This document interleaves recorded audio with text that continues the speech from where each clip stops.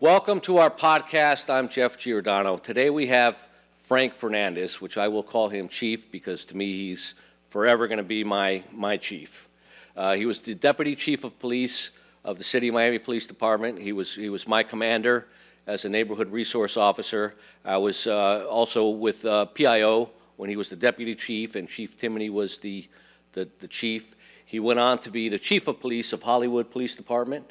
He also has both sides where he was an assistant city manager, and he also was the director of police and fire, and he holds several accommodations, several ranks, and several awards that by far outlast the rest. So this podcast today is about politics in policing, and Chief, as I went through my career, I was involved in several civil disturbances, and I first seen politics interfering with the police, I would say, going back to the Haitian riots. The Haitian riots, they started out pretty violent. They were putting tires on individuals, setting them on fire. There came a point where it was kind of like a herd. They moved everyone to 79th Street and Biscayne Boulevard.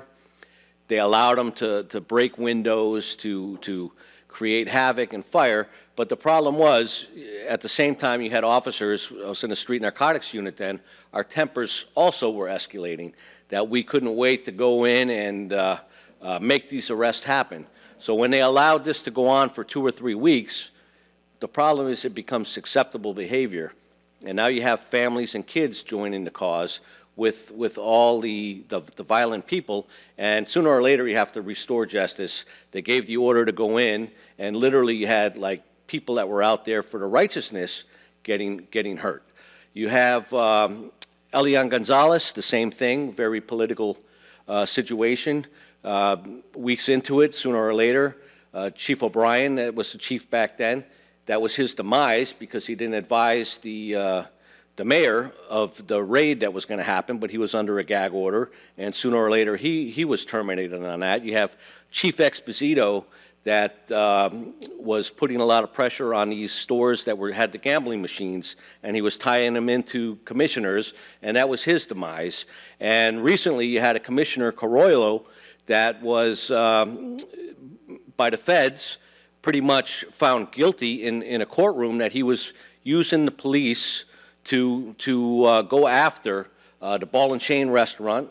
He was politicizing his role to go after them, and what happened was a lawsuit against them. So you have a lot of politics going on in police, and one thing I do praise you and Chief Timoney for was during the FTAA, when a small fire would start, people would start rubbing sticks together, that was stopped immediately.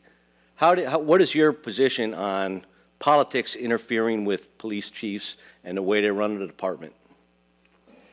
You know, first of all, Jeff, congratulations on your YouTube channel here and on the successful business that you run.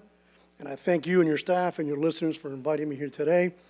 I think that there's a fine line that a chief has to understand consistently every day in regards to politics and policing. A chief has to be a law and order individual that understands that they should be politically aware but not politically involved.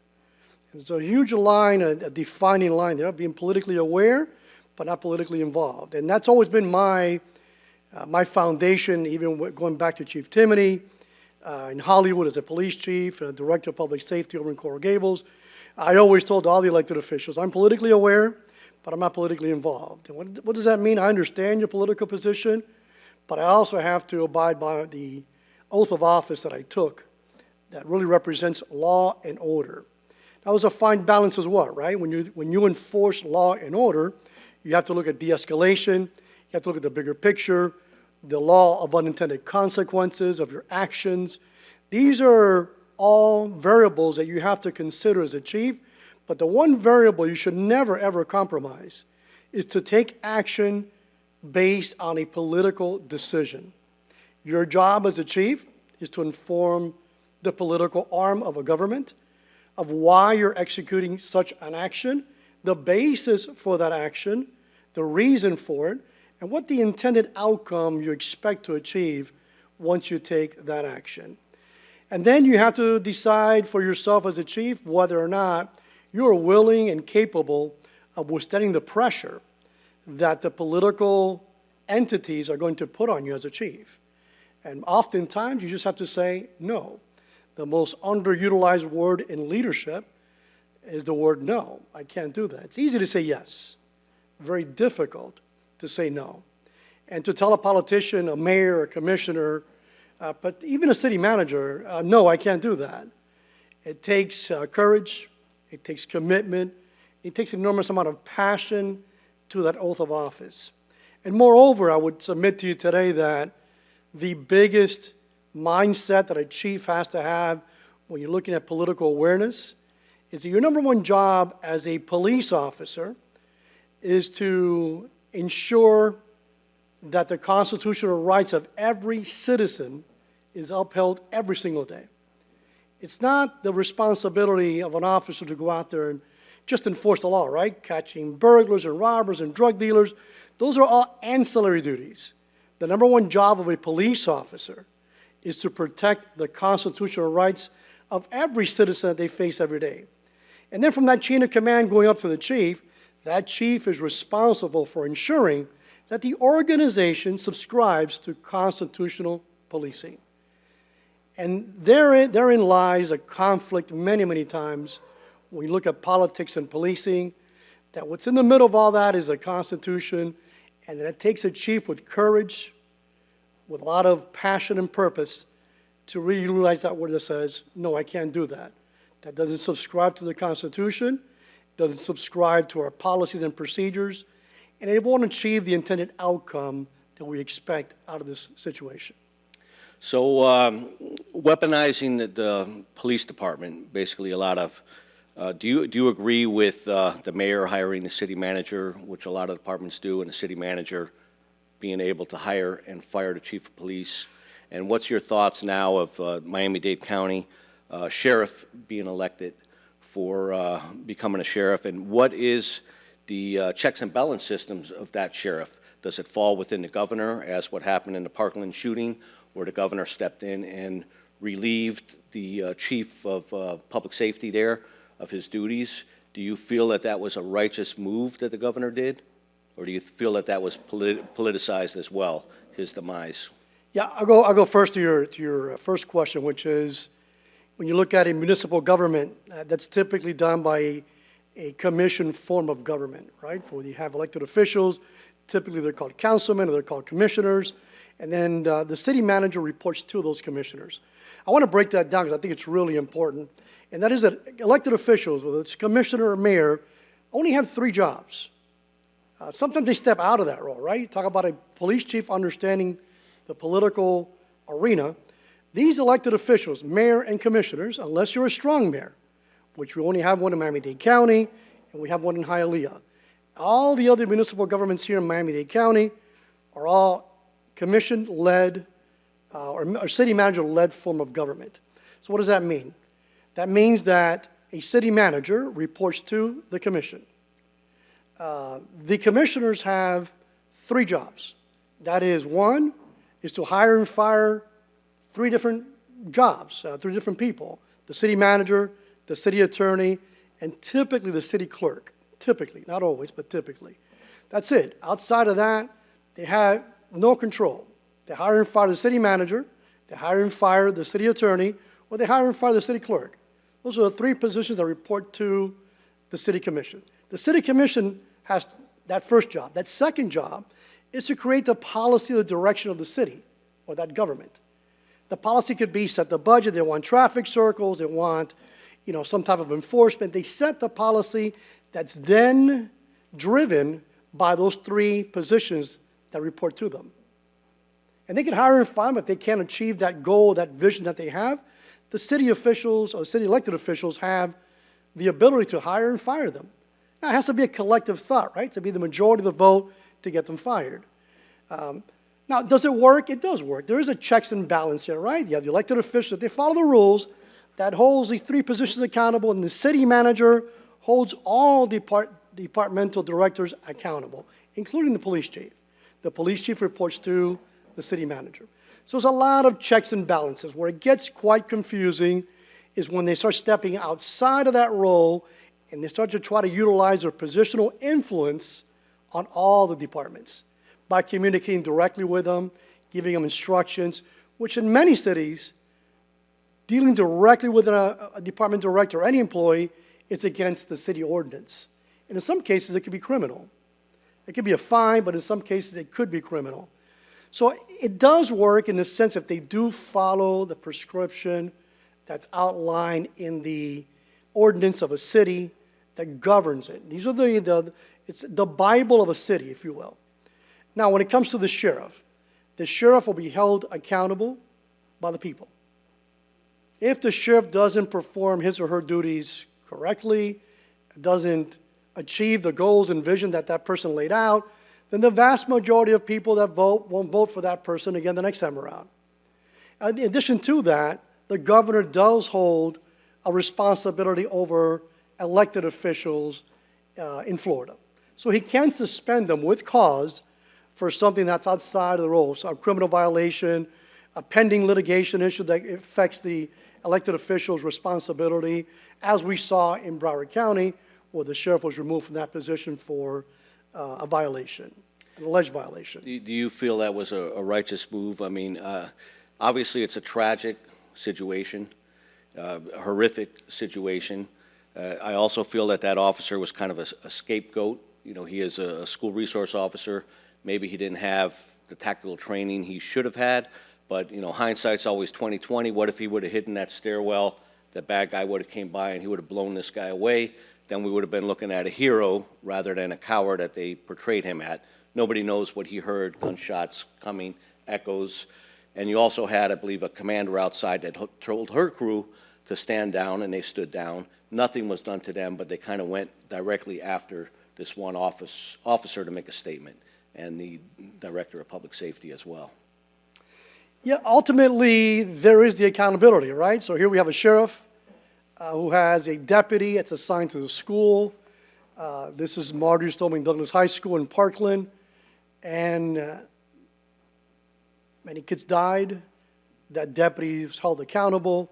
Ultimately, the sheriff, as the chief of police, you're responsible for all the actions, good and bad, of a police officer or deputy sheriff. If the actions are good, and as you said, the officer, the deputy turns out to be a hero, then all the credit goes to that deputy.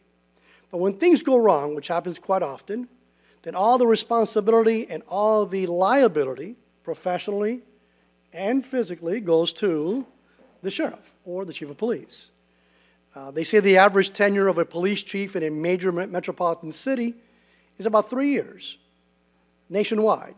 That's the extent of a lifespan you can think about being a chief. Why is that? That's because in these major cities, bad things are going to happen. Homicides, robberies, burglaries, sexual batteries, cops are going to make mistakes. It wasn't the chief who made the mistake, but the chief holds the ultimate responsibility for that officer that made that mistake. So I think that when you get sworn in as the chief of police, number one, you have to swear that you're going to uphold the Constitution of our great nation. And number two, that you're going to take responsibility for all of the actions of those officers under you or the deputies under you. Now, sometimes we read that and we say it, but we truly don't, clearly listen to what you're swearing to. And that means that whenever an officer makes a mistake, you're going to own that as a deputy, as a chief of police, or as a sheriff. You're going to own that responsibility. Now, that's important because as a chief of police, if you want to keep your job, you need to be in tune constantly, every single day, to making sure your officers are properly trained, they're properly compensated, that there's good oversight, that you're looking at their mental health, their physical health, you're looking at their career longevity. You have to look at the totality of that officer to ensure that they are set up in a position for success and not failure. Oftentimes, as it's happened in some of the school shootings, that the neglect of training, the neglect of accountability, the neglect of positioning officers in the right place at the right time for the right reasons goes unnoticed. No actions are taken by those chiefs of police. It's a tough job. It's not easy. It looks good, right? You've achieved the highest level of your career being a chief of police, but with it comes an enormous amount of personal and career liability that you have to be willing to take on. And I'll finish with this. I think that as a city manager, because I've been on both sides, right? I've been a chief of police, a deputy chief, chief of operations, as you know, with you. I've been the assistant city manager in 2 cities. So I've seen the city manager side, I've seen the police chief side. And what I would tell you is that as a city manager, if I'm hiring a police chief, what I would tell that police chief is, look, you've made it through all the vetting process. You've interviewed with great rewards for your career. We want to hire you with one caveat, and that is that you are willing to give up your police position, your chief position, immediately if you are asked to compromise your integrity, or if you cannot hold your officers accountable to the constitutional responsibilities. And if that person is willing to take on that job to say, I'll take it, I'll become the chief of police, but I'm also willing to give it up at any moment of any day, starting tomorrow, when that opportunity comes up that I compromised it, or that I did not have the courage to step forward and say, I take responsibility for it. So when an officer makes a mistake, like what happened at Marjorie Stoneman Douglas High School, yeah, you take responsibility. Even though you weren't there, even though you didn't train them to do that kind of, take that kind of action or inaction, you still own that responsibility and liability. Well, there's not too many chiefs that are willing to take the stand like you stand and support the Constitution 100%. Moving on from that, Treyvhon Martin, that was a tragic thing with the officer, the knee on the neck, but going to the Texas school shooting, to me there was no difference of those officers than what happened in Treyvhon's case, because they had their knee on each one of those kids that died neck by not taking any action.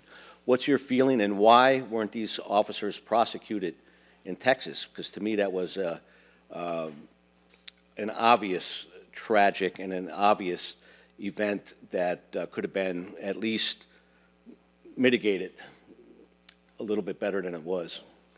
Yeah, first and foremost, my heart goes out, as I've done now for quite some time, to all of the Uvalde families that suffered through that tragic day.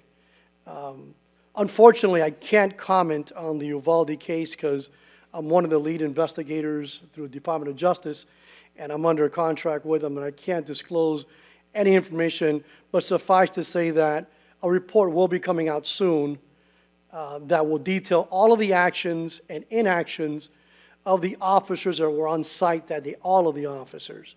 And the families will get to see what actually happened, what didn't happen, and what should have happened. And I think from these tragic events, whether it's Sandy Hook Elementary, Marjorie Stoneman Douglas High School, all the other ones that we've seen, which are so tragic, the one thing we can say about policing in our great nation is that through these tragedies, we do get better every single time. We get better at training, we get better at leadership, we get better at accountability, and we become better at showing officers what to do when those critical moments count. And I think you're going to see that after every single incident. Our nation is just very good at doing post-incident reviews to ensure that the best practices and best lessons are pushed forward to try to mitigate or prevent the next incident. Community policing, when it started, obviously, it was meant to empower the community, embrace them, have somebody with confidence that you can go to. It's kind of gotten a little bit out of control lately. You see, recently there was a press conference with Miami-Dade County, Homeland Security, and you had Stephanie Daniels. She might have a decorative career, but she was doing a press conference with the pink badge for Breast Cancer Month. She had pink stars on, pink pins. The only thing was missing, and maybe she had it, was a pink hairband. Colors mean things.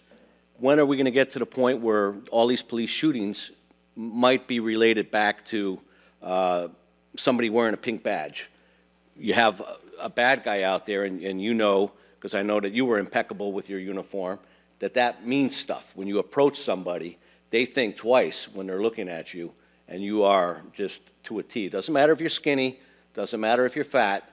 If your uniform is impeccable, they're going to think twice. Yeah, look, I think the traditional form of policing has evolved over time. Certainly, when you get to community policing, I know of outstanding officers that have done a great, great job at community policing. But when I think of community policing, honestly, Jeff, I think about you and what you did on Brickell and in Coralway area, as a pioneer of leading by example was remarkable. The way you connected with the community, the way they relied on you, the connectivity was constant all the time. And I think therein lies, beyond the uniform, therein lies the result and the resolve of a community. When you have an officer like what you did, that they can rely on, that they know as a household name. It's almost like saying Lysol. Everybody knows what Lysol is. You want a disinfectant? People typically, when you say Lysol, they know exactly what that means. You are like that household name. When they say Jeff Giordano, they knew that problem solver, the ability to find a solution to a chronic situation or a problem, and the community knew that when they called you, you would be the head of the spear to lead a team to find a resolution to whatever issue may have come up. Well, it's a parking problem, a traffic problem, a crime problem. It could have been an airplane noise issue, loud noise coming from the Rickenbacker Causeway. Jeff Giordano and your cohort Balacino, who both of you guys did a phenomenal job together, really sets the example of what community policing is all about. To go to your reference to the uniform, my traditional method of a uniformed police officer is one that represents professionalism and one that represents the ability to show confidence in presence. And I think really that's what it is. It's confidence in presence. As you just mentioned, that leads to officer safety. If an officer looks professional and operational ready in that uniform, then the community respects that. But equally as important, the criminals will have less tendency of challenging that officer. So really, when you look at an officer in their uniform, and I'm not dismissing that pink badges and breast cancer awareness month, that they represent, that they're sending a message about the importance of it. I understand that. What I'm referring to is an officer that looks presentable in uniform, that's a uniform that represents the highest level. And to me, it's almost like when they invite you to a black tie party, right? That you're not going to show up in shorts. You're going to show up in the appropriate attire. Well, for an officer, when they put that uniform on every day, it's a black tie affair. They have to show up operational ready because it means their safety. It represents to the community what type of service they're going to be receiving from that police department. If they're disheveled, if they're sloppy, if their uniform is not pressed, if they're not fully geared up, then that represents an opportunity for a criminal to take advantage of it. And you, with your martial arts background, would know better than anybody else that if you show confidence in your ability, then there's a much lesser chance of you having to utilize your capability. If you're a black belt, it's not about having the ability to fight, right, or the capacity, but having the confidence to know that you can, but you don't have to. And that's the same thing with the uniform. They feel it in the appearance. That's what we teach the community too. Walk proud. Don't look like you're lost when you're walking down the street because the bad guy senses it. I just see it going a little bit overboard. Now you have the LGBT badges. You have the African American badge for African American Month. I'm not saying that's a bad thing, but why are you isolating these other communities? Why not, a badge of Israel? Why not St. Patrick's Day, a cloverleaf badge? When does it come to a point where it stops? And now you have the city of Miami, not saying it's a bad thing, but it could have a reverse effect, and I'll give you an example. They have an ice cream truck now. When they first debuted this ice cream truck, I took my granddaughter, I think she was 6 at the time. It was debuted at a car show in the North End, and her conversation with me wasn't AMPA. She calls me AMPA. How cool the policeman is serving ice cream. Why does the ice cream man have a gun, AMPA?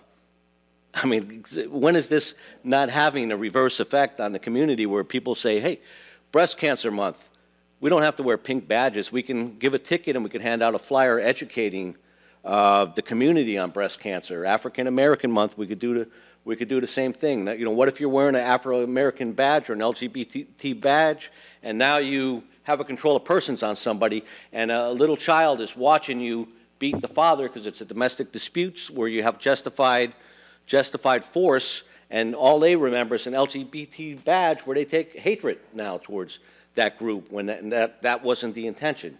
I just think there's so many ways to educate the community and move forward. Community relations should gear a little bit more towards domestic violence, educating families on domestic violence, educating kids on human trafficking and what to be aware of. And yeah, I understand there's, coffee with the cop is important. The toy shows with the kids to show the officers are officer friendly. But what is your feeling and thoughts on getting back to what community relations was geared for, educating the community about crime, about violence, about see something, say something, and how not to become a victim? It's an interesting observation you bring up, right? So there's an ice cream truck. I never thought about it that way. And your granddaughter goes up and says, why does the ice cream vendor have a gun? And that's something that maybe the law of unintended consequences always has to be considered when you take an initiative on like that, because it's a very good observation, right? That a young kid's going to say, why does the ice cream vendor have a gun? It's interesting. And I think that the idea is that what's evolved in policing today is social media is the main framework of connectivity with a community. And oftentimes I wonder, are we connecting through social media or are we entertaining through social media? And the distinguishing moment or point there, how you figure it out is you have to create a nexus to law enforcement. At the beginning of all this, at the end of all this, police officers are out in the field to enforce the law. They're law enforcement officers. So you have to be able to justify and say, where is the connection in social media or whatever other initiative you're pushing forward? Where's the nexus or the connection to law enforcement?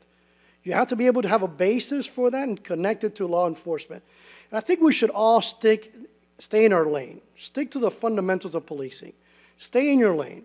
And I say stay in your lane because oftentimes we find law enforcement getting ourselves in a predicament with a community or with communities because we don't stay in our lane.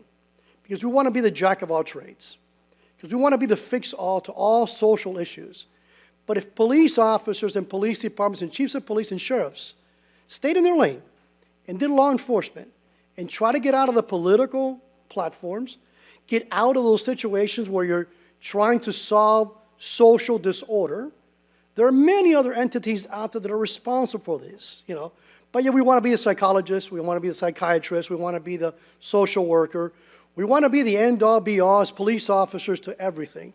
And let me give you an example. There was a wreck on TV the other day in the news, and the car went through a store, it was stuck, and here the officer went and grabbed a sledgehammer and is now hitting the wall of the business to try to help the tow truck driver pry the vehicle out of the storefront.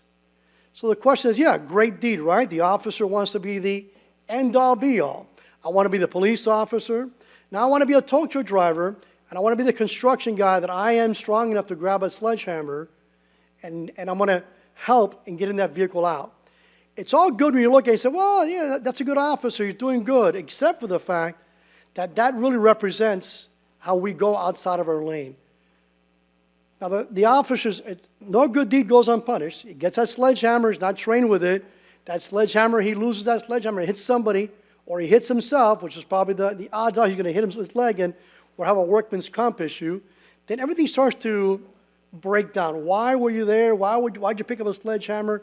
It's because I think that over time, all the other entities of government have relied on police to solve all social issues. Why do we have so many deaths, shootings, fatal outcomes to when someone is suffering a medical episode, autism, mental health issues, mental health crisis, and an officer responds? You've seen this, you were a negotiator. An officer responds and it ends up in a fatal outcome. Much of it is because we throw police at every situation that nobody else has the courage or the capability or the will and the want to address those issues. But make no mistake about it, social workers are out there every single day addressing issues, and they don't get involved in fatal shootings. Yet police officers, when they go to domestic calls, are getting involved in a significant amount of fatal shootings. We really have to define the role of police officers, keep those officers in their lane, they can have a successful career. Today, policing has become extremely difficult. Only about 30% of officers who start their career end up finishing that career. The remainder either die from health issues, they get discouraged and they leave, or they get terminated, or they get incarcerated. That's a really bad outcome. On top of all that, these officers are carrying fatal weapons on them. Weapons that could result in a fatal outcome. And no other profession is facing criminal charges when a tool is used as part of their job, yet law enforcement, they are. How many doctors go to surgery every day? Hundreds, if not thousands. How many of them commit medical malpractice and people die? I don't see many of them going to jail, but yet a police officer commits a mistake with all the weapons that they have been trained to use, and then they find themselves under criminal charges. Therein lies the basis of what I was just saying, which is we need to keep our police officers in that lane of law enforcement, with a nexus to law enforcement, bring in other government services, other professionals in the field to deal with situations that don't involve law enforcement. Well, as I mentioned to you, I'm going to be running for sheriff as well, Miami-Dade County. I wish that was something that you would consider, because I think you would definitely blow the other candidates out of the park. Well, good luck to you, Jeff. I know there's a slew of candidates, but you're certainly, one that has a great career, great connection to the community. I can tell you, as your commander in Coral Way, and we worked together for a long, long time, I always had great things to say about you and great, great memories. But moreover, I really, truly appreciated the connectivity that you always, always had with the community. And I think equally as important was the reliability that the community, I don't ever remember going to a community meeting where people were not praising you as their direct link to the community or to the police department. I appreciate that, Chief, but I think it's time that you get political and get in the race, because the county would definitely need another strong candidate in the race, and you certainly have all the qualifications. Jeff Giordano, and I hope you enjoy our podcast on politics and policing. Thank you, and stay tuned for some of our episodes. If you like us, hit the like button and subscribe.